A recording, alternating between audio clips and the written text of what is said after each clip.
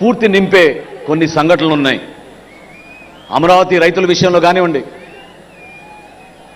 జనవాణి కార్యక్రమం మన విశాఖపట్నంలో జరుపుకున్నప్పుడు ఏ విధంగా పవన్ కళ్యాణ్ గారిని 3 రోజులు నిర్బంధించారో నోవోటెల్ హోటల్లో ఆ రోజు మీకు గుర్తుంది.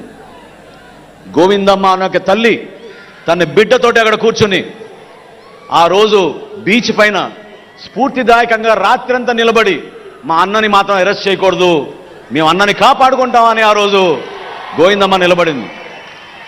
నిజంగా మీకు మనస్ఫూర్తిగా మీకు నమస్కారాలు. పార్టీని తన బిడ్డతో పోల్చిన ఒక తాపీ మేస్త్రి ఈశ్వర్ గారు 50,000 రూపాయలు ఇచ్చారు ఆ రోజు ఇప్పటం సభకి. ఆయన ఒక దాతగా, ఒక స్ఫూర్తిదాయకమైన దాతగా నిలబడ్డాడు. ఈశ్వర్ గారిని మనం ఎప్పుడూ మర్చిపోలేం. ఎందుకంటే పార్టీ ఇంత దూర ప్రయాణం చేయగలిగామంటే, నేను పవన్ కళ్యాణ్ గారితో పాటు ప్రతిరోజు నేను దాదాపు నడిచాను కాబట్టి నాకు తెలుసు.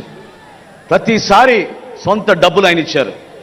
పార్టీ కార్యక్రమం ఏదన్నా కూడా మన జన సైనికుల కోసం, చివరికి సభ్యత్వం విషయంలో కూడా పవన్ కళ్యాణ్ గారు నిధులు ఇచ్చేవాళ్ళు. కౌలు రైతులు ఆత్మహత్య చేసుకుంటే వాళ్ళ కుటుంబాలని ఆదుకోవడానికి 5 కోట్ల రూపాయలు విరాళం ఇచ్చిన ఏకైక నాయకుడు భారతదేశంలో పవన్ కళ్యాణ్ గారు.